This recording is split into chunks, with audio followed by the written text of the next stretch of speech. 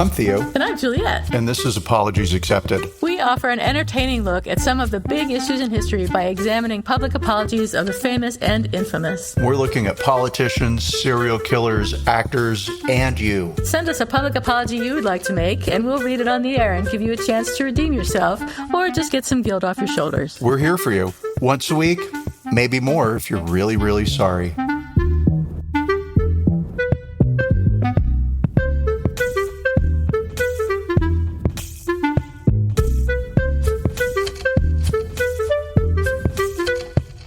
Hi, everybody. This is Apologies Accepted, the podcast.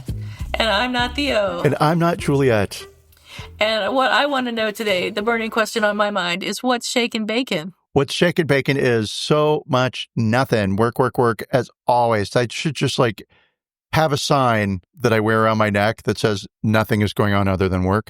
It says hard worker. Hard worker. Holidays are coming up. Halloween's around the corner. Yay! So yippee skippy. That's so right. Excited. I've already started ordering Halloween Christmas decorations. It's only 2 months away. Christmas is 2 months away. I'm so excited. I can't stand it. I'm already not ready for Christmas. And never ready for Christmas. You never can be ready for these things. You just have to do your best to keep up. Right. Exactly. Whether you want to or not, Christmas will be upon us, as will Halloween. But Halloween for me is a non-stressor. Love it, love it, love it, love it, love it. Right. What are you going to do for Halloween? Are you going to do you think that you'll have kids at your house, or what will be the deal? We will not have any children who come to our door. Every year I hope and pray that there will be some, because I love handing out candy. It is super fun. Yeah. Right? But it hasn't happened in a long time. Mm. Yeah. And last year we had Halloween at this house. We've been here just a little over a year. Yeah. There was nobody. And so, fair enough. But I'll say, in fairness to the trick-or-treaters in my neighborhood, there are definitely better streets to trick-or-treat on. Yeah. So, and my house here does look haunted from the outside. Are you going to have any parties or go to any events? Not a one. That's Last night, that's relaxing. For Halloween, I watched It's the Great Pumpkin, Charlie Brown. Oh. Because I tripped over it on TV, and I was like, hell yeah, I'll watch this again. Adorable, sweet, innocent times. So sweet. Yes. And so that's all that's shaking over here, just in disbelief that the holidays are upon us.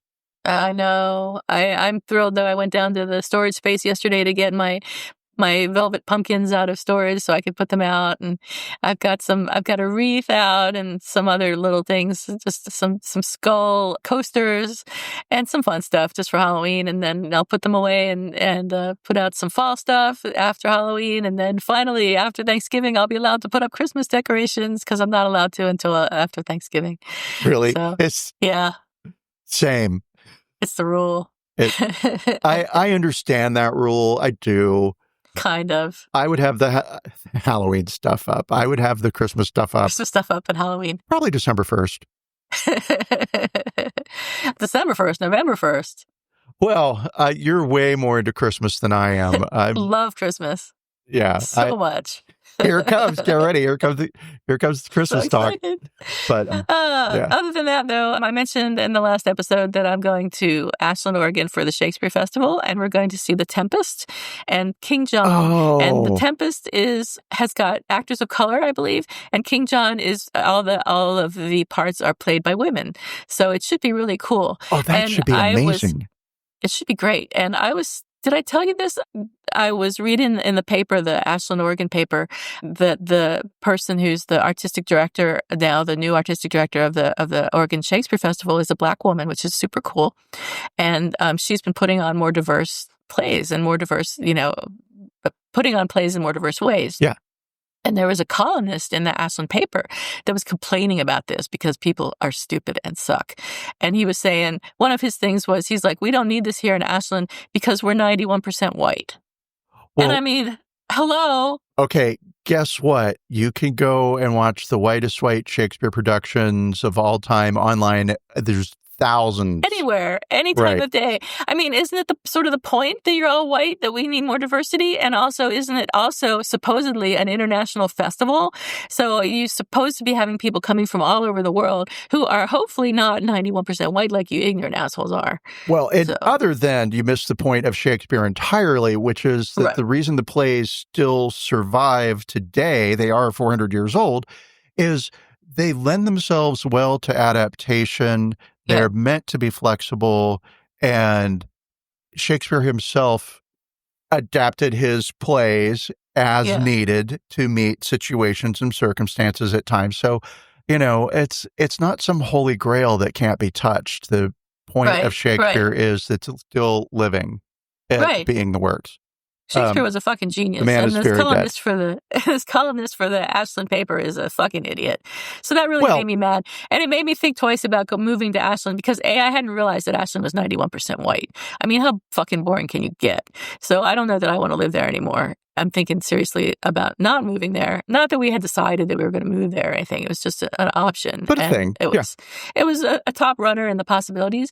But more and more, it seems to me like I think we'll just stay in San Francisco. And I haven't consulted Brent about this. I'm just making this decision unilaterally. But fantastic. But there's so many good things about San Francisco. I mean, there's some drawbacks to getting older and living here, but I think overall, just it'll keep us from staying in the house all the time. Just the fact that there's things to do here.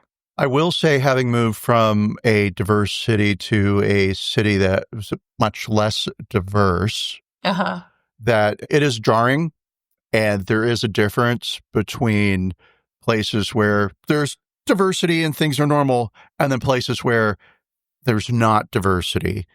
Yeah. And an all-white town, no thank you. No way. Thank you. No, thank you. Exactly. Not for me. Not for anybody, hopefully. Not for Shakespeare. Speaking of nothing in particular, so we learned a new word today. What's that word we learned? Well, the word is hoochie. And I have always known it as a particular phrase that's used for women who are careless with their reputations. Yeah, that's good. But we learned today that it has a secondary meaning that we weren't aware of, even though we lived in the South for a significant part of our young lives. Yes. I've never heard this word used to describe a shack. Yeah. And so part of me is like, I wonder how those two words ended up intertwined that way, unless it's just women who don't care about their reputations all lived in shacks. Maybe. I don't know, hoochie. But we came upon this word because we're thinking today about the Haunted Hoochie, which is a name for a haunted house, or I guess it's called a haunted house, like a haunted house event type thing in Ohio. No, I'm sorry, Pittsburgh, Pennsylvania. I thought it was Ohio. So they're based in Ohio. The incident that happened where conflict came up was in Philadelphia. So they're Pittsburgh. Oh, you're right. It was Pittsburgh. So we're confused about the problem with Pennsylvania, Pittsburgh, and Philadelphia for my they're brain. Very different. I got to tell you. I'll start with a P. So they're all the same place.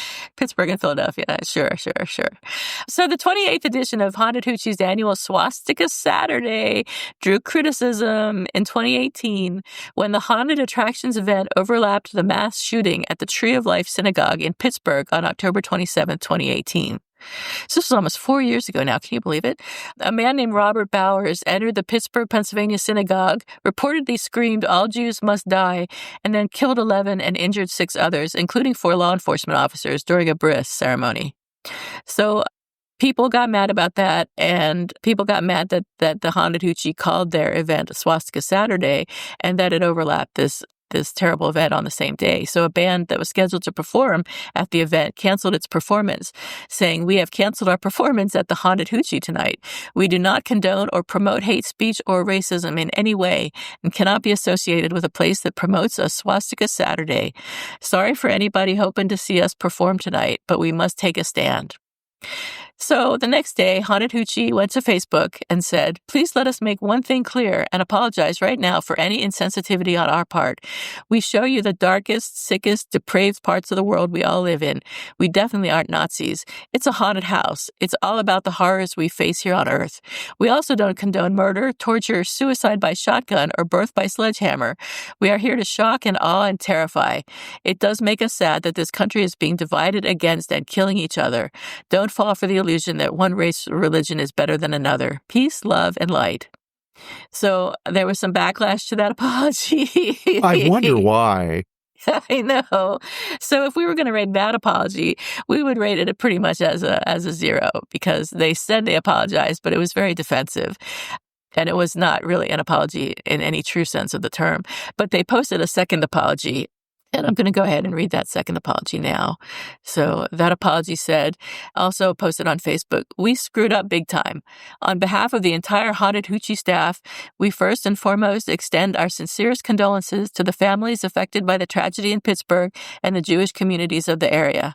Second, we will in no way tolerate any form of hatred on our grounds from our staff or from our guests. This means that certain costumes or themes may be deemed inappropriate and you will be denied admission or asked to leave the grounds. We will not host any musical acts which perpetuate any kind of bigotry, intolerance, hate speech, anti-Semitism, or the like, now or ever again. The Haunted Hoochie is a place to escape the true evil in the world through the magic of Halloween theater, not perpetuate real evil. We welcome anyone to our show with open arms, provided you do not bring evil or hatred. We are working with community leaders to mend fences and pledge our support to the victims with a $50,000 donation to the Tree of Life Synagogue." So I think that's not bad, and we can rate that in a minute. But the interesting thing about this apology is that the Jewish Columbus CEO Joel Markovich reached out to Tim May, who's the CEO of Mega Entertainment Productions and owner of the Haunted Hoochie, and the two met in November of 2018. And Markovich, the Jewish Columbus CEO, said, "Tim May told me his intention was to remove the power associated with the swastika by making fun of it. The idea was to remove the hate from the symbol. If you make something a joke, it loses its power. At least that is what he thought. I explained that as soon as you say the word Swastika-Saturday, no one is going to care about what else comes out of your mouth. He now understands." And Tim May, the CEO of the Mega Entertainment Productions and owner of the Haunted Hoochie, said that Haunted Hoochie is politically incorrect by design. "My haunted house is a satirical reflection of the world we live in. Reality is scary. We all want bigotry to end." During their meeting, Markovich and May formed the beginnings of a partnership. May donated $50,000 to Jewish Columbus, and part of this money will go toward an annual diversity event in Columbus in which Holocaust survivors speak to high school students. "I love the idea of having Holocaust survivors talking to youth today, and I'm glad to be a part of it," May said. Markovich said, "We have to stop labeling individuals as things they are not. We need to stop destroying people's lives. Instead, let's speak to one another, reach across the divide, and find common ground." May said, "I believe in humanity and compassion. I think that those things should be extended to everyone and everywhere. There are a lot of different forces in the world. Those forces can unite to fulfill a higher purpose." However, May and Haunted Hoochie's Facebook page seems to be anti-vax and was described by one Redditor as a pile of flaming garbage. So I'm not sure how sincere May was in the things that he said, and I'm not sure about his apology. What do you think? Great question. So the first apology obviously is very defensive and isn't an apology at all. It's very much, how dare you blame us, right? The second one I thought was a lot better and really where they should have started from, right? Yeah. Let's acknowledge the victims. It was in the national news. There is no way you hadn't heard about the shooting at a Jewish synagogue where 11 people were murdered. Looking from the New York Times, just as a reminder of what happened on Saturday, October 27th of 2018, armed with an AR-15 style assault rifle and at least 3 handguns, a man shouting anti-Semitic slurs opened fire inside a Pittsburgh synagogue Saturday morning, killing at least 11 congregants and wounding 4 police officers and 2 others. In a rampage described as among the deadliest against the Jewish community in the United States, the assailant stormed into the Tree of Life congregation where worshipers had gathered in separate rooms to celebrate their faith and shot indiscriminately into the crowd, shattering what had otherwise been a peaceful morning. The assailant, identified by law enforcement officials as, we won't mention his name, fired for several minutes and was leaving the synagogue when officers dressed in tactical gear and armed with rifles met him at the door. According to the police, the assailant exchanged gunfire with the officers before retreating back inside and barricading himself inside a third-floor room. He eventually surrendered. The assailant was 46, was injured by gunfire, although the authorities said it was not clear whether those wounds were self-inflicted or whether the police had shot him. He was taken to the Allegheny General Hospital. So I share all that to highlight what happened and to say, on no planet did this not hit their radar.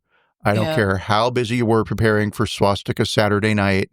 I get the argument of, oh, if we make fun of despots and authoritarian leaders, they lose their power, right? I get that argument. I think there are some exceptions, right? Mm-hmm. And so, or there are better ways to go about it. I don't know what they are because I don't have to plan a giant party that's loosely, you could say, seems to be celebrating Nazism. So yeah, the second apology, getting back to that, I feel was much better. What I like about it is what they're going to do, that there's some reparation there. And so, and I always hate it when it's like money, but money does fix a lot of things. It certainly helps. And that was a considerable chunk of change, $50,000. The Haunted Hoochie did not have to do that. The pushback, the kickback, the backlash, that's the word I'm looking for. Yeah, I've never experienced that, so I don't know. I'm very familiar with that word. The backlash they received must have just sent their heads spinning to cough up a $50,000 donation. So, it's definitely much better. Let's look at how the apology did against our criteria here. So, was there an expression of regret? They said, we screwed up big time. They said, we extend our condolences. We will not tolerate. We will not host. We welcome anyone if you don't bring evil, hatred, expression of regret. Okay, we'll give them that. An explanation of what went wrong. No, they didn't say, we were ignorant, we were stupid, we were dumb, we were kids, we were oblivious, nothing. So that a no there. Acknowledgement of responsibility. Yeah, they said we screwed up big time. So that's good. We'll give them that. A declaration of repentance. They never apologized. They never said we apologize. So I'm going to not give them that. For an offer of repair, yes, the $50,000 will qualify as an offer of repair. And a request for forgiveness, again, no. So I'm going to say this is a tough one. It is tough because money talks in my world. It really does. Right? It really does. And so I'm going to stick with a 5, though, because it did miss a lot of the points that we usually look for in a good apology. So they did. If it weren't for the money, I probably would give it a very low score. So the money does weigh quite a bit, actually. And the fact that they said we screwed up big time and we will no longer tolerate this sort of thing, we're not going to do any more Swastika Saturdays, that means a lot too. So a 5 seems fair. Cool. Well, I'm going to give them 50,000 points. And then I'm going to take away 49,954 points to give them a 6. Okay. It's a pretty average apology. I can see they learned their lesson from their first apology and they put the victims first and acknowledged that. So good there. The money is definitely helpful.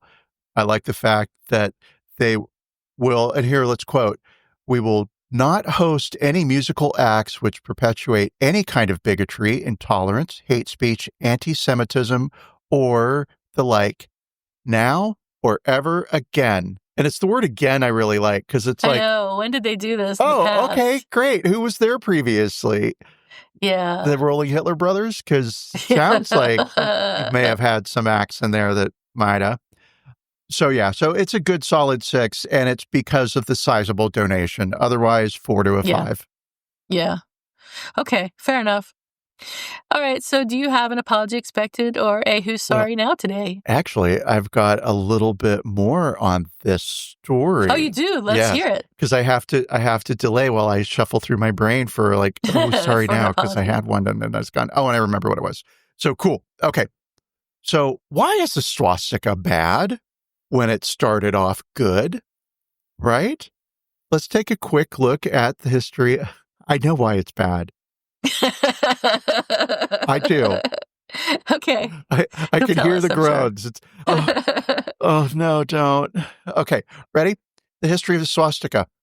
The word swastika comes from the Sanskrit svastika, pronunciation, which means good fortune or well-being. The motif, which is a hook cross, appears to have first been used in Eurasia as early as 7,000 years ago, perhaps representing the movement of the sun through the sky.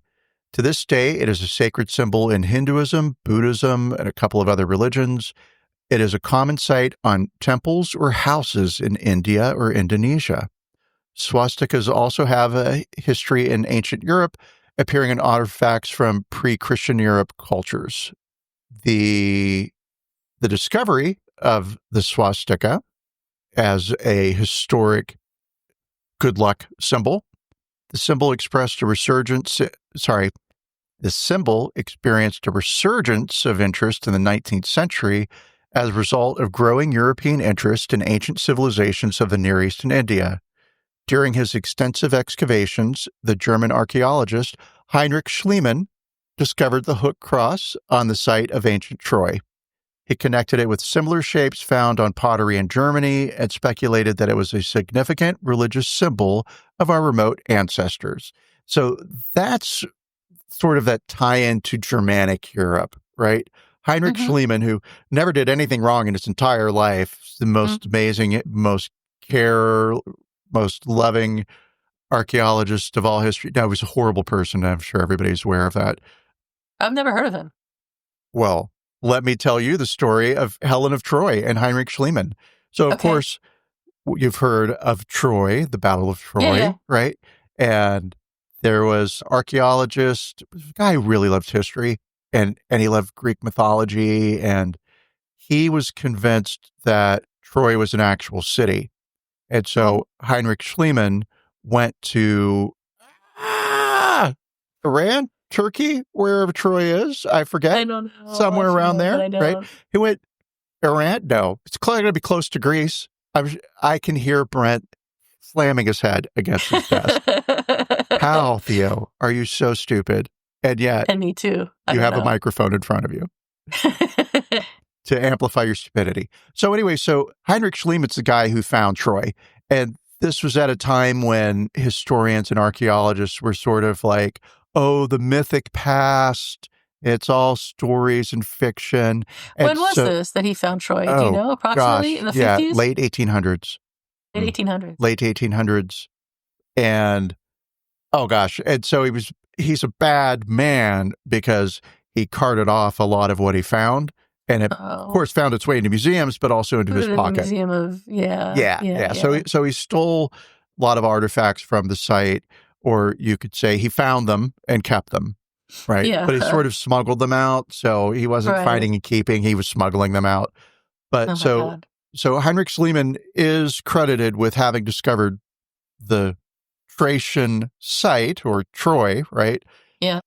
And is it actually Troy or not Troy? Who knows? But because it just lined up so nicely with the Homer Odyssey and Iliad, and helped sort of point to there may be truth in myth, he gets a big giant gold star in the history books for this discovery, right?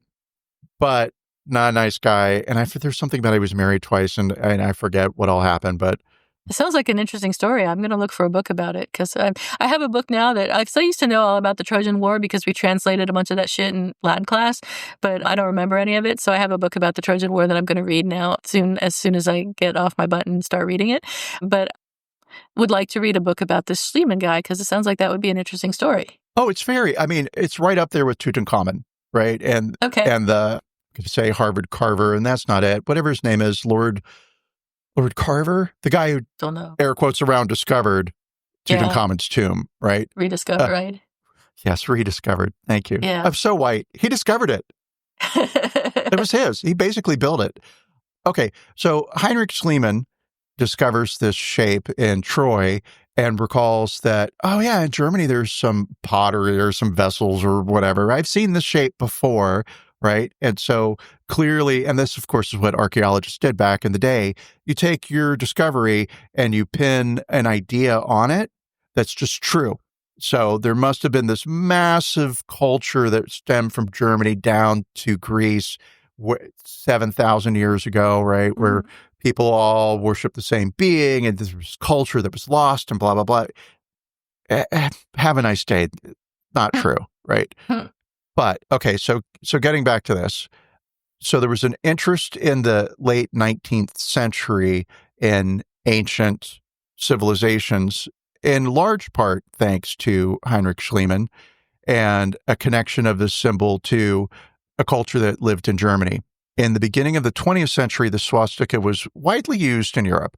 It had numerous meanings, pretty much always a good luck charm. But as European linguists and scholars poured through their history and wrote their papers about this symbol and what it meant and were there connections or not connections, this debate was taken up by racists. And the swastika ended up becoming a symbol of Aryan identity and German nationalist pride, right? Because you can directly connect, thanks to a German archaeologist, the swastika with good luck, but also with a great civilization, right? Because since Troy had been discovered by a German, therefore all the glory of ancient civilization now sort of belongs to Germany, right? So great. The Nazi Party formally adopted the swastika as its symbol in 1920. The Nazis weren't the only party in the early 20th century to use the swastika.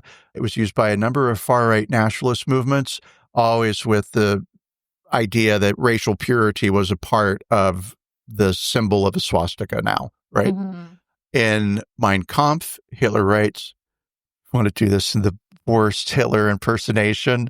No, do not do a Hitler impersonation. I can't. No. I want to, though. Do not. I don't have a German accent, and every accent I have sounds like Count Dracula. So, so Hitler writes, I myself, meanwhile, after innumerable attempts, had laid down the final form of the flag. The flag would be red on a red background, a white disc with a black swastika in the middle. And after long trials, I also found a definite proportion between the size of the flag and the size of the white disc, as well as the shape and thickness of the swastika. And that is Hitler taking credit for this having developed a swastika. And since he was an artist, okay, I'll believe you, Hitler. Yeah, what a great place to land on. But so that's how the swastika went from a symbol of good luck and remains a symbol of good luck in Indian culture, I know. Yeah. To, what it is that we know it as now. And yeah. Wow. There you are. That's sad. Sad, but somewhat interesting. And I now have a new book to read as soon as I find it about Schliemann. So you're welcome. I appreciate that. Thank you. Oh, there's probably a million podcasts. I don't want to listen to a podcast. I want to read a book. I want to make sure the information. This is where we differ, because I will go. Because podcasts are 100% true, reliable information, but still, I still want to read a book. Makes them so great and fun. So, what's your apology expected, or who's sorry now today? I'll have an apology expected, and I don't know who will issue it, but tomorrow is Columbus Day. Indigenous Peoples Day. Well, yes, it is Indigenous People Day as well, but I think on my calendar... It says Columbus Day. Not meaning my personal calendar, of course, but it has both. It does? It does, but I have a Mac, and my whole world is Apple. This isn't a commercial for Apple, right? And so clearly they know who their audience is. So it's Indigenous People Day in a big red, very bright red bar with white lettering, Indigenous People Day. And then just above that, in a paler pink, it says Columbus Day. And so interesting that they are they're not playing both ends against the middle there, so you can't criticize them, right? If you want to come to them for, how dare you mention Indigenous People Day? Well, Columbus Day is on first mention. It's right on top. Yeah. How dare you mention Columbus Day? Well, Indigenous People Day is the one that pops out at you first. Clever. I see what you did there, Apple. Good job. Okay, what about you? Who's sorry now? Apology expected. Oh, wait, what was your apology? Or what was your, your thing was, it was the thing. I'm like, wait a minute, where's the apology here? Is it about the calendar? I don't know who it's going to come from, but somebody needs to apologize for Christopher Columbus. And has that happened yet? Oh, it's like I the don't U.S. know. issued a formal apology, or Italy, or the Columbus family. Italy's not going to. Yeah. So I'll say somebody somewhere owes an official apology for not having, I don't know, for pushback on Columbus was bad. That's my point. Yes, Columbus was bad. See how well prepared I am for this segment? That's fine. I think that's a good apology expected. And mine is about Adderall. It has been, I know you're going to laugh. It's not what you think. No, you're just totally smoking me on the apology thing. Like, I cough up, Christopher Columbus, tomorrow's Columbus Day is like 2 days in the future. You haven't heard mine yet, so how can you say that? Adderall. Okay, it's going to be better. Go on. So it has been difficult for some years now, at least 7, but probably closer to 10, maybe even longer, for people to get Adderall. I have had friends who have been prescribed Adderall and have witnessed firsthand their attempts to find the drug at their pharmacies. So there's been shortages of Adderall and other versions of drugs used for treating ADHD. You have to call around to different pharmacies to find a pharmacy that has it in stock so you can pick up your prescription. And and sometimes it's not possible to get. So people are going without their medication, which is not good for anything, for the people. If you look at it from the work perspective, it's not good for productivity. It's just a bad story altogether. And this shortage is getting worse in the United States. So the largest Adderall manufacturer in the U.S., Teva, I think it's Teva, pronounced Teva Pharmaceuticals, said last month that a labor shortage from earlier in the year disrupted production, according to the Wall Street Journal. And a spokesperson said at the time that the company expects shortages to be resolved in the coming weeks, but pharmacies are now reporting shortages of the ADHD treatment from an array of other drug makers. When reached by Fox Business for comment, a spokesperson for the U.S. FDA did not confirm any shortages of Adderall-type drugs, but said in a statement that the agency continues to monitor supply for ADHD medications and is in communication with the manufacturers regarding supply. Now, I haven't done any research into this, but I just do not understand how it can be possible for shortages of Adderall to continue for years and years. It just does not seem possible. I just don't understand it. I mean, the companies want to make it, I'm sure, and they want to produce it. And maybe the FDA is limiting production for some reason because it is an abusable drug and people do abuse it for various things. But it doesn't seem to me that limiting production is any solution to the drug abuse problem. So there are people out there who can't get their medication to focus, and they just can't function properly or efficiently without it. And I'm mad. I'm mad about this. I'm big mad that Adderall is not being produced in sufficient amounts to meet the demand. And I don't care. Frankly, I don't care about the abuse because I don't think people are dying of Adderall drug abuse. But I could be wrong. They're just highly productive. It's highly productive. I mean, people are studying better, right? Making more money. Don't you want a smarter doctor? It's great. So it's a good thing. Everyone should be on Adderall. Right, it should be free for everywhere, kidding. Right? It should be free for everyone. So that's my apology expected. I think all the manufacturers of the drug should apologize, and the FDA should apologize for whatever their part is in limiting the production. So that's my story. Fully agreed. The FDA should apologize. It can't be a supply chain disruption, although maybe some, I don't know, right? But I could say this. You know how there's a sriracha shortage? Yes. Right? Because the chilies that are used to make sriracha aren't growing because of climate change. Yeah. Maybe some of the main ingredients are harder to get a hold of now because of climate change. I mean, I could say like supply chain, blah, blah, blah. But all this was happening 10 years ago, so we didn't have quite the impact of climate change on our environment as we do now. So I'm guessing it's not climate change. But it's not climate change. I don't know what it is. I can't get sriracha either. Can you? Oh, yeah. Yep. You can? Asian markets.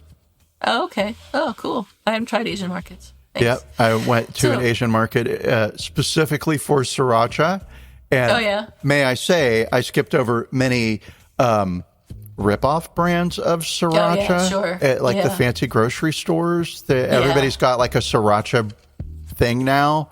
And I was like, nope, I want my sriracha with the rooster, and I want the real thing. So so I highly recommend the Asian. We all agree.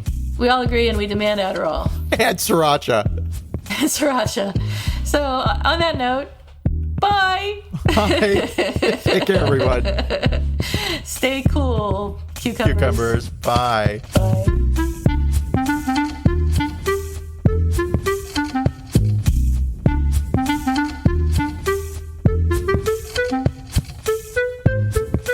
Thank you for listening to Apologies Accepted, the podcast. You can find links to the articles and the sources in the show notes. To submit an apology or find out more, visit us at apologiesaccepted.net, where you can also find our merchandise. We're on Twitter at Apologies Accepted. And on Instagram at apologies.accepted. You can support our important work at Patreon.com/Apologies Accepted. And fuck Facebook. Bye. Bye.